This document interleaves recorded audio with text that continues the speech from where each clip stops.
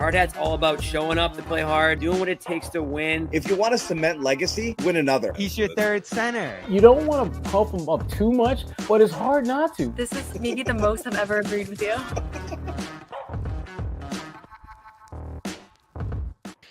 Hey, Boy Manning here. Welcome to a Tuesday edition of the Garden Report. Garden Report, a proud member of the CLNS Media Network. Make sure to hit subscribe and turn on notifications for when a new video drops on the channel. And we're getting into that time, Tim. News could break at any time. Rumors going to start popping up here, and we got the first one of the offseason for, I'd say, both the Celtics and Mavericks here from Marc Stein. Mavericks going to look at a Jrue Holiday trade with the Celtics, and it's a complicated one. It's a difficult one. But I wrote about it yesterday. I took a look through all the possibilities of how this thing could work, and I'd call it feasible. I think there's some value here for both sides in doing something like this. Yeah, absolutely. I mean, Dallas is in a situation where it's a really difficult team building problem, scenario facing them, where they have to build a team that can survive without Kyrie Irving. And then when he gets back, the roster still makes some sense because their plan is to go and try and win and keep this, this vision going forward. Obviously, Cooper, has dramatically affected their future, and just winning the number one pick so unexpectedly has absolutely changed a lot around Dallas. But as long as Nico Harrison is there, and every indication is that he is remaining and he's keeping the score together.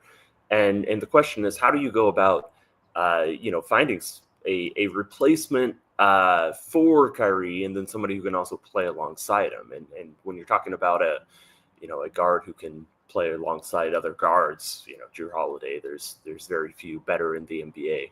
Just that he is on ball, off ball, great defender, something they really need a point of attack, on the ball point guard defender. That's something that this roster still doesn't really have. And there's no question Jrue would fit. The question is, okay, the scenario of how does he actually get to Dallas, and how many teams are involved? Is it 19? Is it a 37 team trade?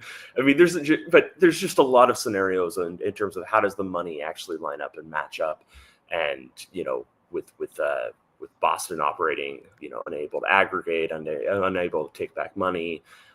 So when it comes to the deal itself, we're just kind of speculating what the framework could look like. It's a lot harder to actually which specific teams would be involved, because that's going to be a very complicated thing, even inside of the front offices. But just starting from a fit perspective, yes, absolutely. Jrue fits just like he would fit on any team. But I think specifically for the Maverick situation, he is would be a great fit for them. So let's start on the Mavs side before we get to the Celtics. We'll let the room fill in a little bit here before we talk Boston. Kyrie, player option in June. That's going to be a big part of this. Obviously, he's the one who's injured here. He's the one who's opening up the point guard need on this roster. And when you look at point guard, it is pretty thin here with Jaden Hardy, a possibility to play some minutes there. Brandon Williams sold a lot of those last year. I'd have to assume he's going to be back, even on non-guarantee there. He played pretty well down the stretch of the season. But that's about it. Clay can handle the ball a little bit, but he's not going to run the offense necessarily. They do need something there. And obviously this report from Marc Stein listed Holiday, Chris Paul, who's a good option, though I'm not sure, is he a veteran minimum guy at this point? He was making $10 million last year, had a solid season. Right. I'm sure there'll be some competition for his services this summer. So I don't necessarily know if he'll be a veteran minimum guy. And then Lonzo Ball, who just signed a 2-year, $10 million a year extension. So he'd be the cheaper option between himself and Holiday there. And it's 3 solid stopgap options. If Paul is a veteran minimum guy, I wrote in my piece yesterday, you could maybe sign both or get both of those guys, Holiday and Paul, and have even more depth at that point guard position. I guess the challenge with Holiday that I think about is he hasn't played lead guard in a couple of years here now, since going to Boston. He was off ball almost exclusively with the Celtics here. So is he the player who could come in and run this offense full time while Kyrie's out? Probably can do it at a decent level, but I don't know if he's the guy that's going to run the offense all game long. Yeah, this is one criticism I have long made of Nico Harrison is that I don't know. I think his roster moves indicate a lack of valuing like lead creators, like on ball. Yeah. Just an idea that a lot of these rosters have been asked to just kind of get by. Like the probably the best point guard who's going to be healthy and going into next season for the best player at that is going to be like Najee Marshall on this team before, they are going to add somebody. Like there's no question, like this team understands it. It needs a player like this, but they think Anthony Davis is going to create offense just by gravity, just by drawing double teams. He didn't draw double teams. I think it was about 7 times per game last season. But, obviously there's going to be instances where doubles get sent at him. But they're going to have a lot of big play, like a lot of centers. They're going to have Anthony Davis and Derek Lively and Cooper Flagg all on the court together. That's 2 non-shooters and Cooper, and we'll see exactly where his shooting is to begin his NBA career. It's probably the weakest part of his game, even though it's not weak. And there's a lot of a very high ceiling on, he should be a confident, spot up guy, but that might be something that just takes a while. So when you really think about it, Lonzo is not any more of a on the ball creator, No advantages. Probably Chris Paul at this point is the person I'm most confident of that trio to generate shots, but obviously Jrue can do it, and he wouldn't be asked to run the Kyrie role. I don't think if he does end up in Dallas somehow, it's not that they're saying give him the ball and run heliocentric or anything like that. It's just a matter of like, is that enough? Is any of those guys enough? Is there any solution for Dallas, like truly on the market to get somebody who you trust to run the offense, to the level they need? So I was looking at this late last season because the Celtics made an adjustment down the stretch. You saw an uptick in Holiday pick and roll possessions. You saw him running things, playing with the ball in his hands a little more, which I thought was important because teams started to ignore him a little bit. Shooting dipped a little bit last regular season, and I thought that was a good solution to try to get him involved more. And so he finishes the year with just 1 pick and roll a game, 0.9 points per possession. That was the low for him, probably going back to the beginning of his career. The first year in Boston, he had about 2 a game, 2.4, just 0.74 points per possession there. And then if you go back to that last Milwaukee season, that's where he was running a lot more offense. That's where he was back in that point guard role. He was running that year 7.2 pick and rolls per game. So in a matter of 2 years, he's gone from running 7 to running 1. And back then, pretty good 1 point per possession. So I think it's still in there somewhere. It's just a matter of, is he a threat to score as consistently as he was back then? Because back then he'd score 20, 30 points and you wouldn't be surprised off the dribble and finding his own shot and all of that. But a couple of years have gone by here, wear and tear, long playoff runs, long Olympic run. I mean, he looked more beat down by the season, the championship run, and the summer that followed than I'd say anyone on this roster, just dealing with the, bumps and bruises all year. He wasn't even eligible for the all-defensive team, which is why he didn't get any votes for a list he's almost always on here. So he's going to turn 35 next month, and this is why the Celtics are looking to move him, I'd imagine. The contract here, tricky too, and that's the other thing we got to mention is this guy is owed $100 million over the next 3 years here, leading up to his age 38 season with a player option there. So it's another thing the Mavs are going to have to weigh here is this a good contract in 2 years? I mean, they're in the context that they're going for it, that they want to win a title here in the next 3 seasons, which is Anthony Davis's extension. That's when it expires for him. It's very likely Kyrie's going to sign a 3-year deal. Nico Harrison has a 3-year deal, and as I've reported and others have reported, there's a lot of 3 years starting now. 3 years starting now. Yeah, the's a lot of expectation that Holiday fits that timeline too. Yeah, exactly. So now Cooper obviously doesn't, but it's possible that we're in the era where teams load up and then they let those teams dissipate and then they try again. just because of the realities of the salary cap. If you get 3 years from now and those players on Dallas are on their way out there, you might have a bad season or so, but at least you still have the future in Cooper Flag and the ability to retool. So in that context, I get it. If there's a way for Dallas to get Jrue bad contract and all, they've got bad contracts, they've got an aging window, and then they've still got hope going forward. My concern is much more about, like, is this team actually going to, does it have the juice? Does it have the juice to get it done? And, like you said about Jrue, it's tougher the older you get. Lonzo's a good example of this, where Lonzo, he might be one of the top 5, top 10 passers in terms of, like, the skill of passing in the NBA. Yeah. But at this point, he's not somebody who drives and draws help and creates the advantages, creates the defensive disadvantages that is required to create offense and create shots in the NBA. And, that's the thing with Jrue. It's not that Jrue can't run pick and rolls. It's just how reliably do you trust him to, create those advantages. And then also that can be a very tiring, taxing thing to do.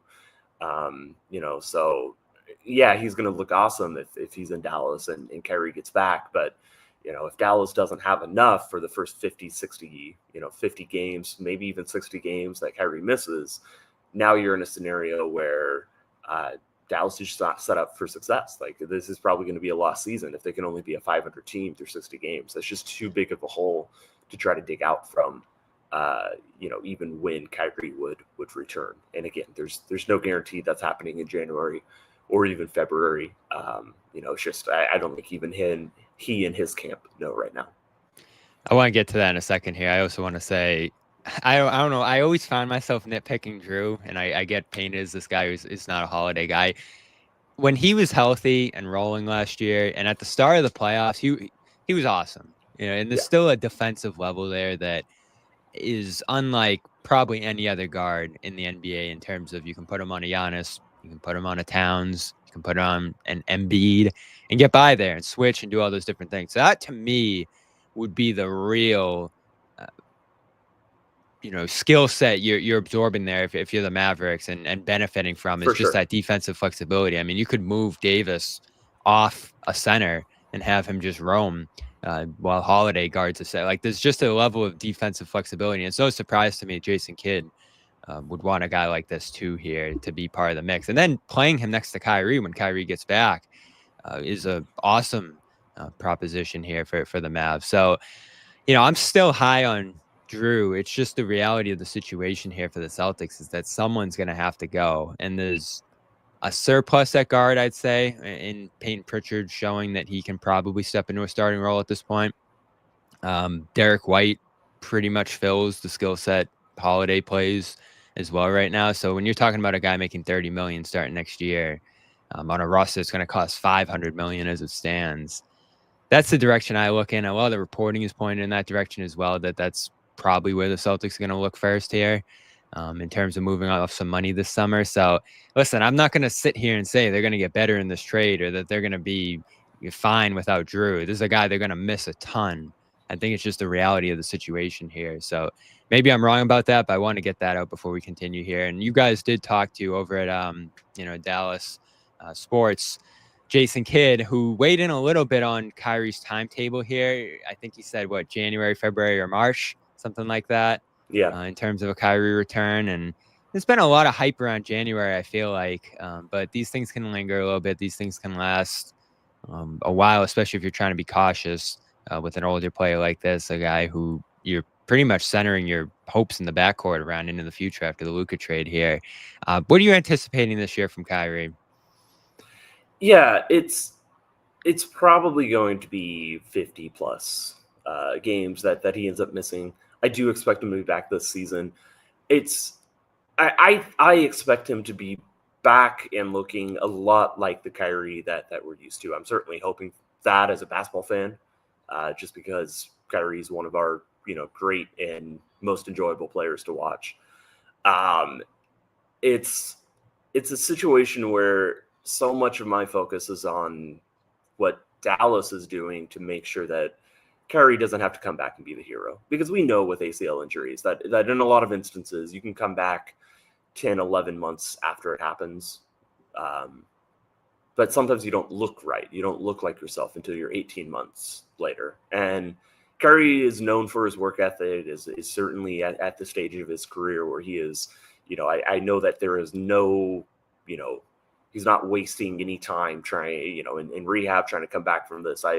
Everybody talks about how, positive every step of this process has been so far. And, it's just a scenario where, if he comes back and he has to carry Dallas from, a 500 record, like let's say they're, 30-30, and, like last season, the number 6 seed was 48 wins.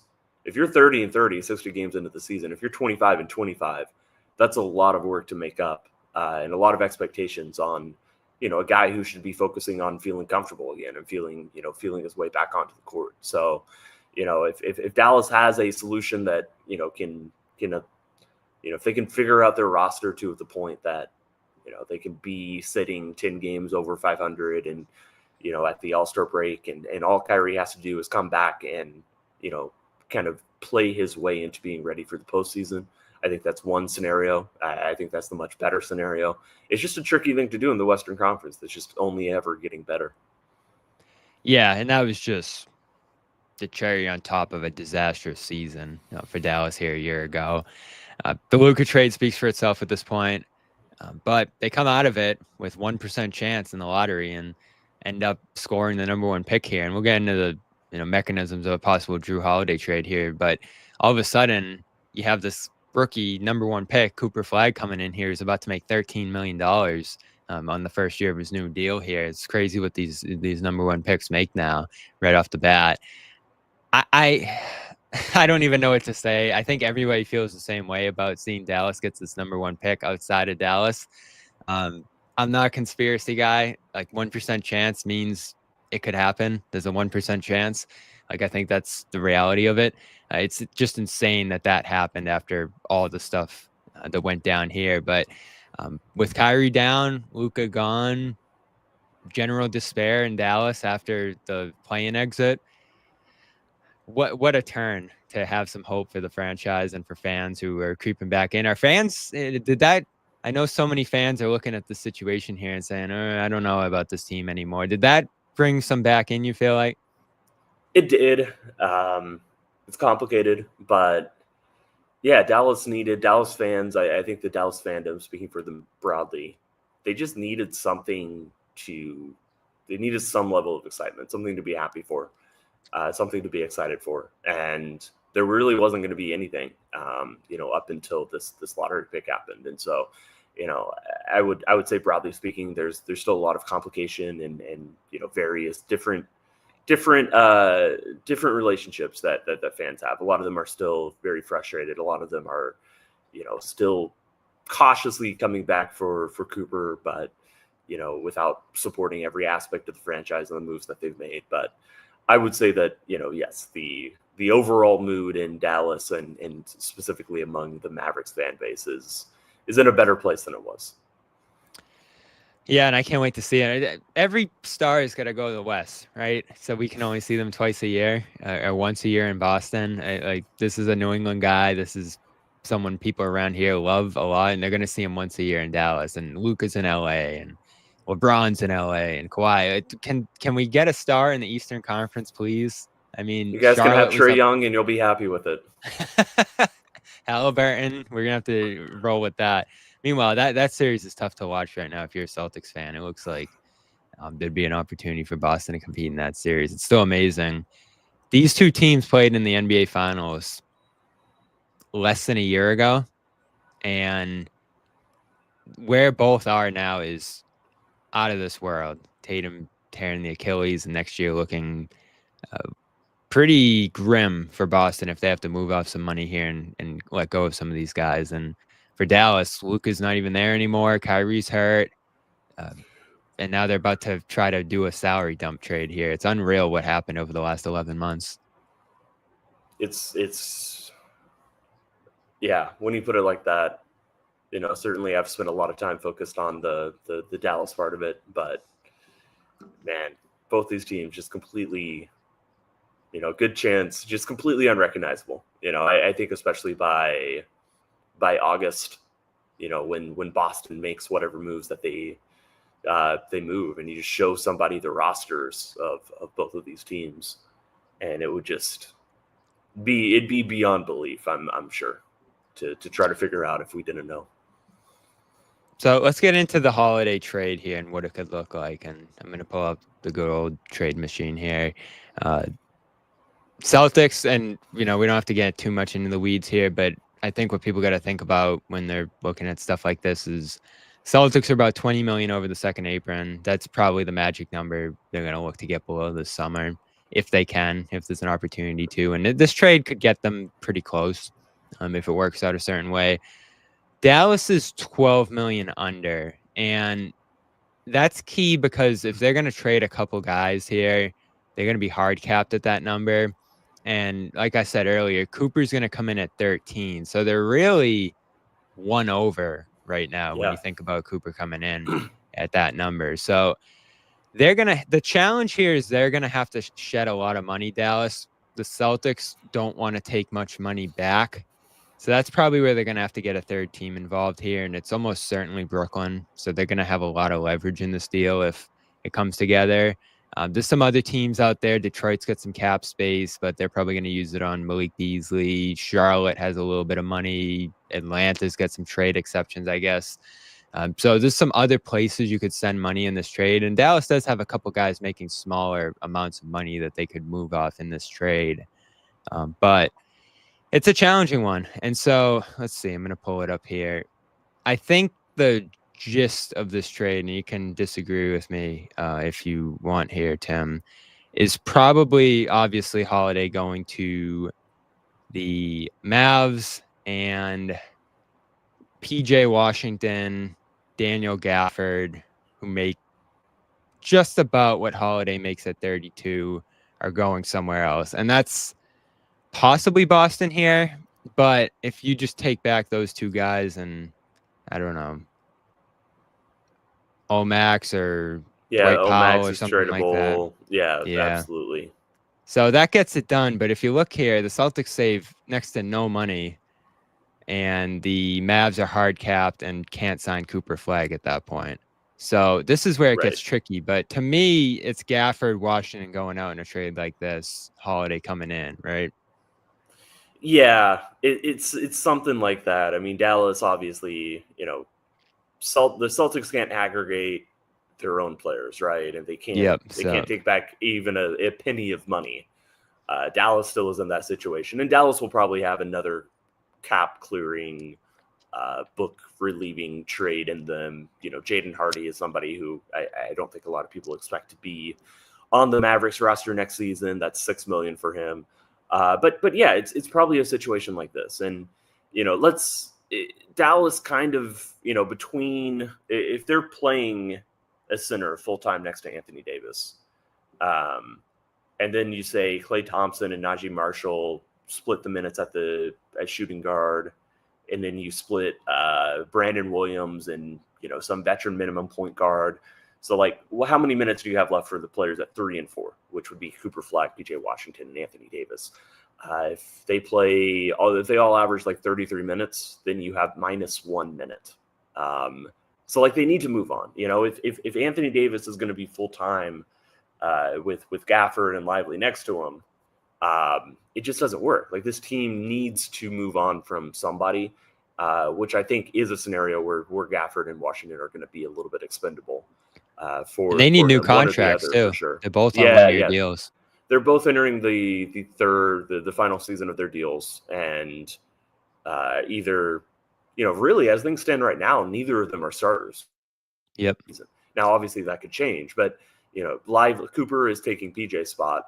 Derek Lively has already taken Daniel Gafford's spot, and both of them naturally, as is their right, feel like they're starters. So, it's a combination of, these are valuable players in Dallas, certainly with PJ, they planned to keep him around for a long time, but circumstantially, this might just be a time to move on from him. He's certainly, I personally would build around PJ Washington, Cooper Flagg, and Anthony Davis playing center, the position he has always been best at. But if they are married to the idea, if the whole idea of going and trading for Anthony Davis means that, you have to fulfill his desire to play the four, at least early on in the regular season, then I do think PJ is more expendable for them, and that this is definitely the framework of a trade that's starting to give us something. Yeah, and so I'm pulling in the Nets here. They can have $50 million in cap space, give or take. They're gonna have to sign Cam Thomas and some other guys if they want to keep those guys. So I'll dig into that a little bit. But I feel like they probably have about 25 million that they can use to absorb someone's salary, at least in this trade, if they want to. And, Celtics gonna have to make it worth their while. I have to imagine the Mavs aren't gonna have to, given that they're taking back a 3-year deal in Holidays here. So the thing I came up with, and there's some flexibility here, is probably Gafford going to Boston, especially with Horford and Kornet's future up in the air. Porzingis' future as well, even though he's signed for next year. They need a center. He's 26. I love his game. So I'd probably take him back between PJ and him if you're only going to take back one here. Just because of the fact that I feel like if Brooklyn wants one of those two players, it'd probably be Washington, just because they could flip him again somewhere else. And I think he must have a lot of value given how he's played in Dallas. So I'm sending him to Brooklyn just because I feel like that'll lessen the amount of draft capital the Celtics potentially have to give up here. Even though I'm sure a lot of fans will want to see Washington come back to Boston, I think it just makes sense to hold on to as much draft capital if you can, if you're Boston. So that gets you closer. Let's see if that one works here. Not quite, because Mavs still aren't giving up enough money. So someone else needs to go out. Could be someone on a smaller contract like Powell, Hardy, you mentioned. Does Hardy go to Boston in this trade? I guess it's possible if they want to have some more guard depth behind Pritchard and White. But again, I think they want to keep Najee. I think Max Christie, it might surprise some in the Mavs fan base, but I would imagine that he's movable if they need to. Caleb Martin has another chunk of money, and certainly they gave up Quentin Grimes to go get him, and didn't believe that they were going to re-sign Quentin Grimes. Maybe that's true, but Caleb Martin certainly is a movable guy as well. So let's send him to Brooklyn too, just because, again, Mavs are going to need some breathing room here money-wise, and so this gets 20 million under the second apron if you're able to move off Martin here. Maybe Dallas moving off Martin gets the Mavs to chip in a little bit on draft capital going to Brooklyn. Right. And then you have enough to sign Flagg, have about $6-7 million left over. The problem, you're down to 11 players at that point. So Flagg's one of them. That's 12. Could you sign Chris Paul the minimum at that point, potentially? Could you sign one other undrafted free agent type guy for like $1 million or $2 million? It's a tight squeeze under the second apron at that point. But this is probably, and this is what I published yesterday, is the most likely construction of this trade to me. And again, the Nets have to be willing to play ball here and eat $23 million, which they're not going to do for free. Right. It's never been a better time to be one of those salary cap teams that is willing to facilitate trades at the expense of, okay, let's see the draft picks. Let's see some future draft capital. With the way that the CBA is really starting to crunch teams and its payroll. The Nets are in a very desired position this summer. There's no doubt about that.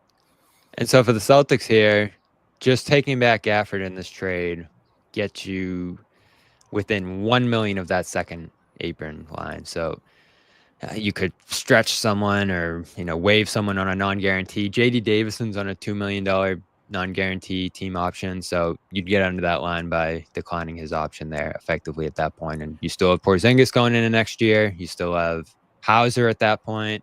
Although if you're acquiring Gafford, doesn't it only kind of amplify the idea that Porzingis might be getting traded as well?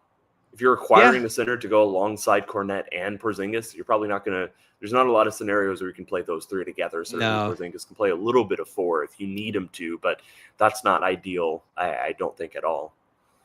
No, it's not ideal. And who knows if you even hold on to Gafford if you're Boston at that point. Maybe you move him too for some more savings on top of that. It depends on who comes back. And again, Horford's up in the air. Cornette's a free agent. Who knows what kind of market's out there for him after a pretty good year. So I'd like to take back Gafford here if I'm Boston just to have a center on the roster just in case Makes something sense. really goes haywire there. And, but to me, I'm bringing Porzingis in the next year and we can dump this now. Just because I want to see, personally, I want to see him redeem himself because that was not a pretty ending to his Boston tenure if that's how it's going to end. So, yeah, I want to see him. Obviously, the team, I'm sure, if they're going to move on from him, wants to see his value go up. It can't be in a great place right now. Expiring deal can't be that hard to move, but I don't know. I want to see, let's say he comes back and has a great year. Can trade him for something more significant, close to the deadline. You can extend him at any time this season, and maybe you bring him back at a lower number. To me, I'm not done with the Porzingis experience. I know a lot of fans are, and this is a Dallas thing too. You can weigh in on it because it obviously didn't end great for him there either, or in pretty much any other spot he's played in except for Washington. But that one amazed me. Out of all the things that happened this year, because it was a 2-week span where he had the bandage on his head and the Garden was going crazy and everybody loved him. His approval rating was probably like 95%. To 2 weeks later, him being unable to play against the Knicks due to the weird illness and everyone's saying get rid of him. So that was a very Porzingis-like sequence of a couple weeks there, unfortunately. Yeah, it really was. He really is kind of. I almost view him as a luxury player. If you are dead set relying on him to be your second or third option, there's going to be times where that just doesn't work out. I think his career has shown some inconsistency, but to have the ability of Porzingis, the champagne center who blocks threes and shoots threes, block shots, like just the perfect ideal for the modern NBA. If everything's going, he can take a good team, he can take a great team to an almost unstoppable team on nights where everything's working for him. So that's why I view him as kind of a luxury piece on top. But I think Boston, a team that does believe here in a season or two, is going to be right back there competing for titles. That's if they can get Porzingis working again, that's still a useful player to have on your roster. All right, we'll talk for a couple more minutes here with Tim Cato, and you just finished your first season over at DLLS Sports. Yeah, DLLS. We just go by the initials.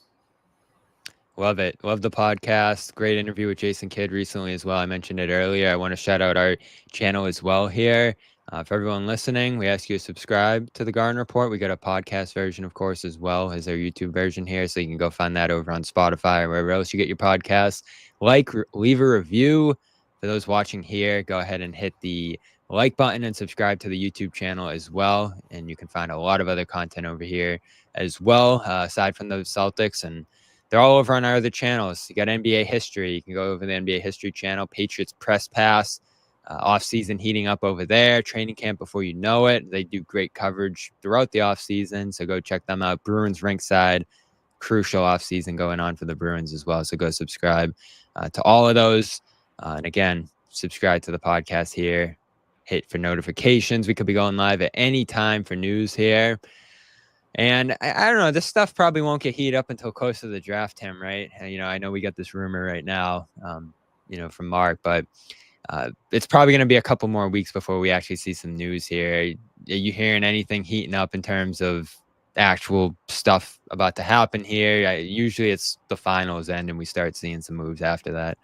Yeah, I think that's going to be the case again. I don't think we're quite at news is breaking or happening in anything other than whispers leaking out. And obviously Marc Stein is the GOAT. Is my colleague at DLLS, so certainly a good time to kind of think about these moves, think about how they may happen, how they could go down. But yeah, I think in terms of concrete, actual transactional type stuff, we're going to be waiting just a little bit longer. So I'll ask you this just because I think the fans want to hear it. is there any world where Dallas moves off the number 1 pick? Anything in the universe that could get them to move off of it? I think at this point, no. Whether Nico Harrison would have thought about it, considered it even for a moment, I don't know. But I think it's pretty clear that after the Luka trade and after the backlash to the Luka trade, that the team's new ownership would not allow Dallas to not take the, generational clear-cut number 1 pick, who just completely changes the level of excitement and the future this team has. So there is, at this point, no scenario that I don't see Cooper Flag on the Dallas Mavericks next season. And so the last thing I'll hit you with here, we went through the Holiday trade. We, talked about all the things that could happen there. What makes sense, just from a team building standpoint, from, where they are you looking at far, how would you handle this summer if you're Boston? Tatum's about to miss potentially all of next year. Money concerns we've talked about. There's a question I asked on Twitter the other day, and it was 50-50, which was insane. I think I got like 700 votes or something like that, and it was literally 50-50 down the line on this. Do you try to compete as hard as you can this year? Try to go as far as you can with Jaylen Brown, whatever else is left over here? Or is this the year to take a step back if you're Boston, reset some of the money stuff, maybe get some assets, explore everything here? Like, what do you think, just from a team building standpoint, is going to be the right move for this group? I mean, I think this is the perfect time to reset the money to an extent, just because the money, the longer you go without resetting it, it's not about billionaires having to spend some money. Obviously there is a level of realism that we have to introduce here, but it's about the literal cap, the consequences of being that far over the cap and how they affect your ability to win in the future. If Boston keeps around, Jaylen Brown and Derek White and Porzingis and a couple other pieces, I still think they're going to be decently competitive in the East.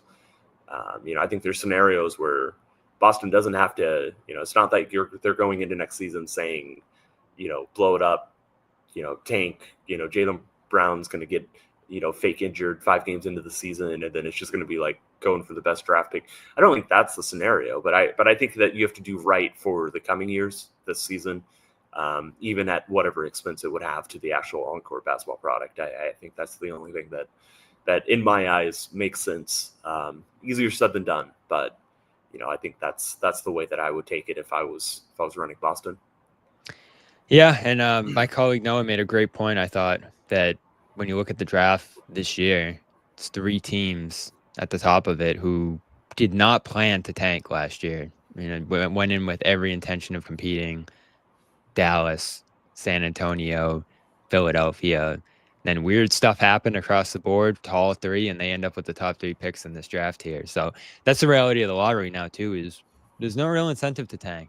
And it's so crazy to me that teams don't seem to realize that when you look at a handful still going all in on tanking every year. It's still the best odds, but as we see those odds, just being what Dallas was 1.8, so basically 2%. So, getting 12 more percentage chances at the number 1 overall pick it means something mathematically. I know it means something, but you look at the actual draft results, and was that the lowest odds ever for a number 1 pick? 4th lowest, 4th time under 2.0, but I believe there's 2 1.7% winners, and maybe one even a little bit lower than that. Derrick Rose, Chicago. Wow. And Cleveland and Kyrie Irving. I remember Kyrie being really low. Actually, maybe it wasn't Kyrie. It might have been Anthony Bennett. But Cleveland had a jump. And then Orlando, right after they drafted Shaq and they traded Chris Webber. Does that sound right? 94, I think. 94 Orlando. And then I remember one of the Cleveland ones was extraordinarily low. Atlanta last year was pretty low too, but not that low, I guess. Yeah. So this is just happening more often now. I guess so. So he's Tim Cato. check them out, DLLS Sports. Subscribe to their YouTube channel, all their content over there, podcast, all the rest. Go read them as well. Great inside perspective from Tim Cato, who's been covering the Mavs for how many years now? 13. I think that was the end of my 13th season. Yeah, year 5 for me done in Boston here, so we'll get there soon. Appreciate you, man. Always good talking to you. Thanks Always for stopping happy to do by. it. And for everybody else, we'll have to bring you on if the trade actually goes down. for sure. Anytime, man. So for everybody else, we'll be live whenever stuff happens. We'll start doing some draft stuff as well. Celtics don't have the number 1 pick here, but they have 28 and 32, so there's a little stuff to talk about. We'll get into some of that, as well as other possible moves coming up here. Porzingis mentioned in the show as well. Start getting into that scenario this week as well here on CLNS Media Celtics All Access. Again, subscribe, hit like, all that stuff. Turn on notifications for whenever we go live. And we'll have a full show edition this week as well with John, Jimmy, Noah, and Sherrod and all of them. So stay tuned for that as well. We'll let you know when that's going to be. But for Tim, I'm Bobby Manning. This has been a Tuesday early morning or late morning edition of the Garden Report. We will talk to you later this week. Peace. No one's sneaking a vegan brownie by me, I'll tell you that. Okay, you know what, John? We're going to do it. You have to feel that way too, Bobby. I have to feel that way. Yeah. Slide Al over and make Luke your first center. Bobby, we gave you Luke hour early. We're not going to end this on a damn conversation about Luke